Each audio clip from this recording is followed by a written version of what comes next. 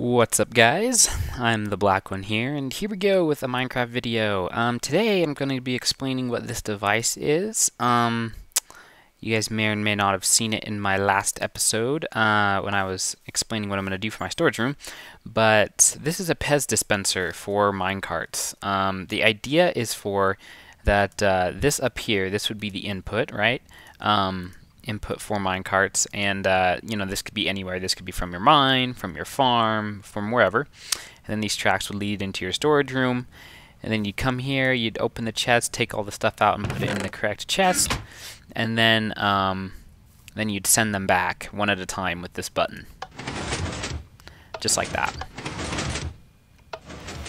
The way that this works is actually pretty simple. It may look complicated, but this is actually the same thing, just mirrored. That button doesn't need to be there anymore. So this left side right here is the same as this right side over here. They're identical. They're just mirrored because I have two Pez dispensers. I call these Pez dispensers, by the way. So let's go to the building blocks of this machine. Now, this is how most of my redstone projects start. I start off with some blocks here that I want to try to use, and then I just start with the idea, and as you can see, it slowly evolved into that. It took a couple tries, but it slowly evolved into that. So the basic idea is to have a pulse limiter. Now, I did demonstrate this last time to you guys, I think. A button is now a 1 second pulse, or maybe a little bit more than a second. And a pulse limiter, such as this, takes the pulse and it limits it to 1 tick. It's just a quick bang, just a quick flash. Now the idea, let me show you where that function is over here on this device. So to make things simple for you guys, is that a, oh, it's a bat. I was like, is that a chicken or something? Okay, so this is the input here. So this button goes here and it splits. It's going into 2 of them because I'll get into that in 1 second. So let's follow the top first since it's easier to see. So the input will go here, go up here, and into this right here. Now if you notice, this is actually the same device as that one over there. Let me just go ahead and build another one really quick for you guys. So you're going to have your block with your input on it. This can be a button. This can be a repeater flowing into a block. This can be redstone wire going into a block. It can be whatever you want. But on top of this, you're going to put redstone wire. And then here, you're actually going to put a piston. I need a piston. Give me that piston right there. Like so. Going to put a block on top, another block, repeater facing away from the block, and then that will be your output. Which can be redstone or whatever the heck you want it to be. So as you can see, it only flashes for a second. Now, I did explain how this works, but I'm going to explain it again. So when redstone is powered, it instantly powers this block, and it instantly goes into this repeater. This repeater pulls the power out of this block. Now, at the same time, the redstone powers this block here, this base block that it's on, which powers the piston.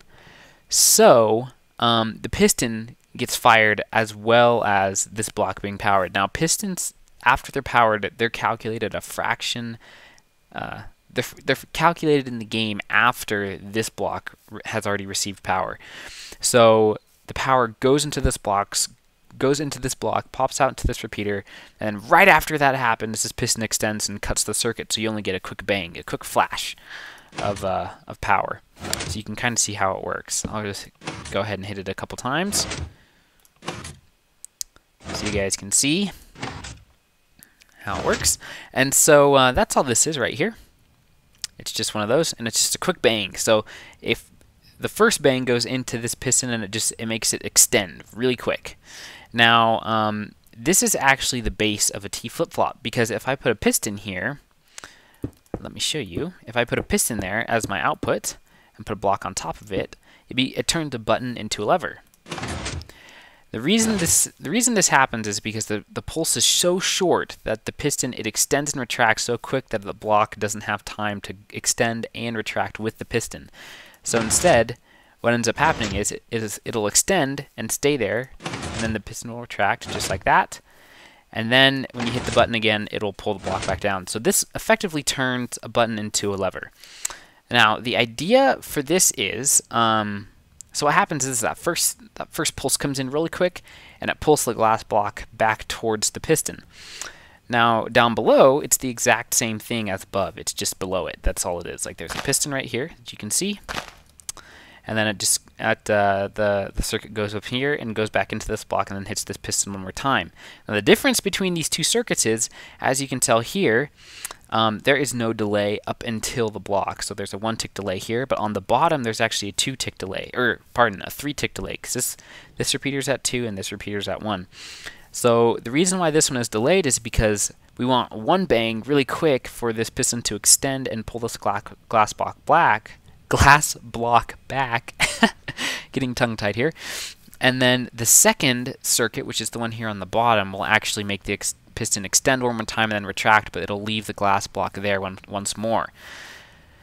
Now, I hope that didn't go over your head. It might have. Just rewatch the video if you got confused at all. Let me go ahead and put some more minecarts up in here, up in this device here. One more in that one. Yeah, there we go.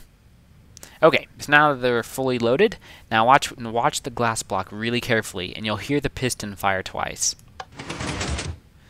So did you see how that works? You may or may not have, but you can see the glass block come back and then go forward really quick. And the reason why you want it to go back quick is because you want the glass block to be there for the next minecart. You want it to be there. Like otherwise all the minecarts will just fall right through.